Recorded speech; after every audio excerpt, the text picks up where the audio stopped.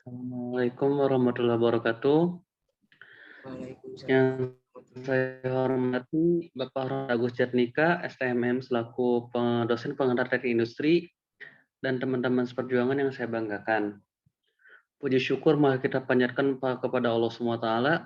Salawat serta salam semoga tetap terlimpah curahkan kepada Nabi besar Muhammad SAW. Adapun topik pembicaraan pada diskusi kali ini yakni perancangan sistem kerja. Saya Ihsanuddin Nasir selaku moderator yang akan memandu jalannya diskusi pada hari ini. Sebelumnya saya akan memperkenalkan diri dari kelompok 5. Yang pertama April Rizwandani, Ihsanuddin Nasir saya sendiri, dan Muhammad Abdul Rizki. Untuk rangkaian acara pada diskusi kali ini, yang pertama pembukaan, penyajian materi, dan yang ketiga penutup. Untuk mempersingkat waktu, marilah kita buka acara diskusi kali ini dengan bacaan basmalah bersama-sama. Bismillahirrahmanirrahim. Untuk acara selanjutnya, yakni penyajian materi yang akan disampaikan oleh Muhammad Abdul Rizki. Saya persilahkan. Baik, terima kasih Ihsan. Saya Muhammad Abdul Rizki dari kelas TK 21A akan menjelaskan tentang perancangan produk. Merupakan penerjemahan suara konsumen atau voice of customer yang bersifat kualitatif ke dalam gambar, market atau prototype produk serta spesifikasinya. Tujuan utama perancangan produk adalah membuat cetak biru atau blueprint produk yang akan menjadi acuan dalam pembuatan produknya. Analisis permintaan adalah memiliki tujuan analisis permintaan adalah mengungkapkan suara konsumen baik yang terkait dengan jenis produk yang dibutuhkan atau needs dan yang diinginkan atau wants maupun volume permintaan efektifnya.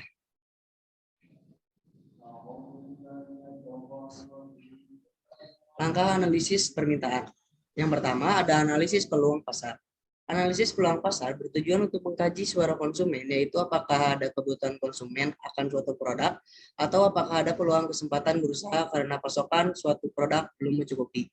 Yang dimaksud kebutuhan konsumen meliputi kebutuhan produk yang dibutuhkan dan diinginkan, siapa yang membutuhkan, siapa yang akan menjadi target pasarnya, spesifikasi produk yang dibutuhkan dan ingin dicitrakan seperti apa dan berapa volumenya.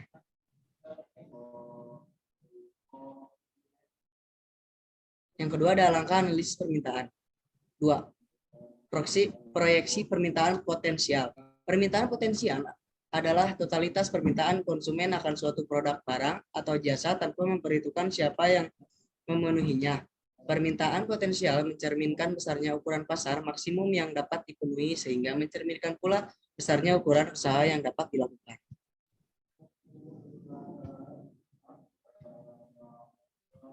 Yang ketiga ada analisis pangsa pasar. Pangsa pasar adalah besarnya porsi pasar yang akan diambil oleh suatu perusahaan untuk dipenuhi kebutuhan konsumen.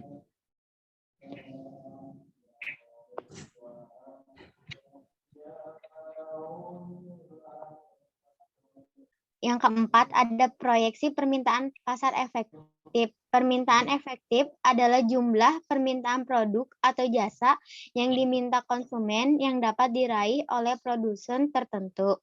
Oleh sebab itu, permintaan efektif adalah subset dari permintaan potensial.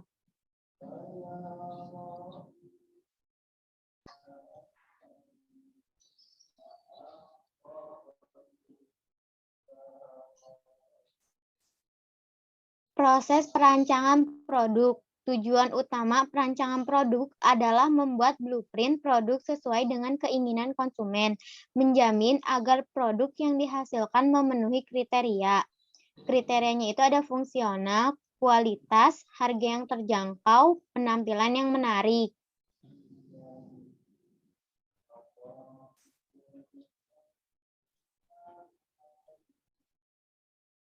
Hubungan perancangan manufaktur. Ada desain konsep, prototype design, lalu preliminary design review and release, pre-production build, tool design and build, design review and release, product unit.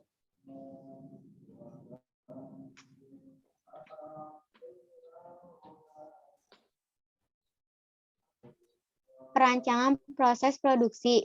Perancangan proses produksi merupakan pekerjaan teknikal yang perlu dilakukan oleh orang yang memang ahli dalam bidangnya, sesuai dengan produk yang akan dibuat. Teknik industri diantaranya membantu untuk melakukan analisis waktu, baku, analisis teknik ekonomi, sehingga diperoleh proses produksi yang efisien.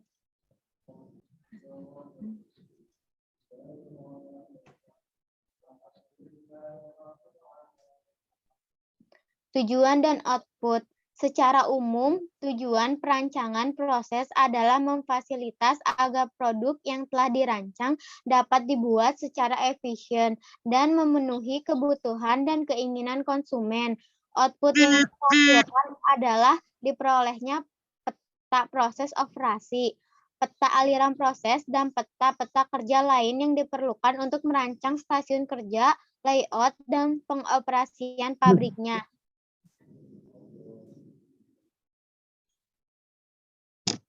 Selanjutnya, Dan untuk pemateri terakhir, yakni saya, Ismail Nasir, langkah perancangan proses. Yang pertama, struktur produk dan spesifikasinya. Yang kedua, manufakturabilitas. 3, penentuan proses.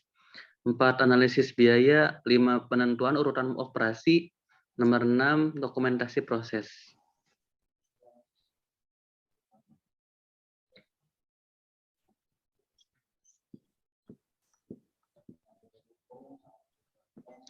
Perancangan sistem kerja. Perancangan sistem kerja adalah suatu ilmu yang mempelajari prinsip-prinsip dan teknik-teknik untuk mendapatkan suatu rancangan terbaik dari sistem kerja. Perancangan sistem kerja ini dikembangkan oleh V.W. Taylor dan F.B. Gilbert.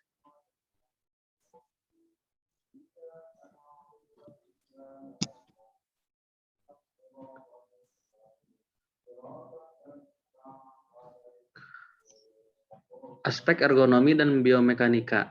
Ergonomi dapat didefinisikan sebagai studi tentang aspek-aspek manusia dalam lingkungan kerjanya yang ditinjau secara anatomi, fisiologi, psikologi, engineering, manajemen, dan desain perancangan.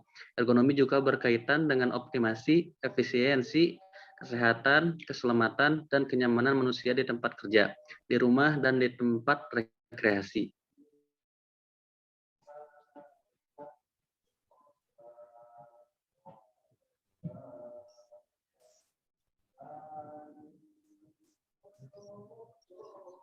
Perancangan metode kerja. Pelaksanaan analisis perencanaan kerja mengikuti tahapan berikut.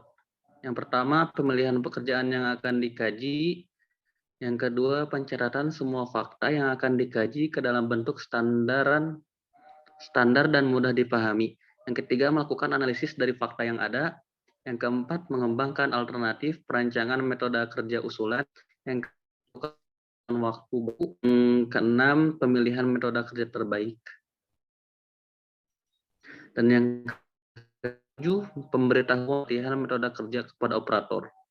Yang kedelapan, pengawasan terhadap jalannya metode kerja.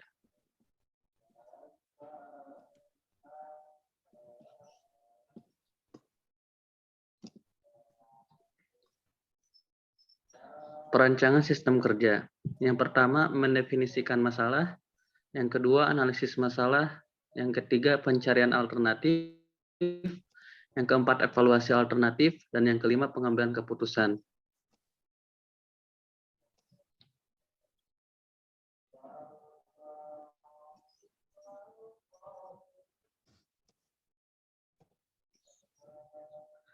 Mungkin untuk pembahasan materi sudah dicukupkan.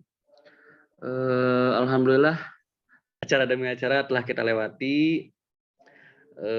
Mungkin hanya ini yang dapat kami sampaikan. Kurang lebihnya mohon dimaafkan, koreksi, karena masih dalam tahap pembelajaran. Yang terakhir, bagian penutup, mari ketup acara diskusi pada hari ini dengan bacaan hamdalah bersama-sama. Alhamdulillahirabbil alamin. Sekian dari kami. Assalamualaikum warahmatullahi wabarakatuh.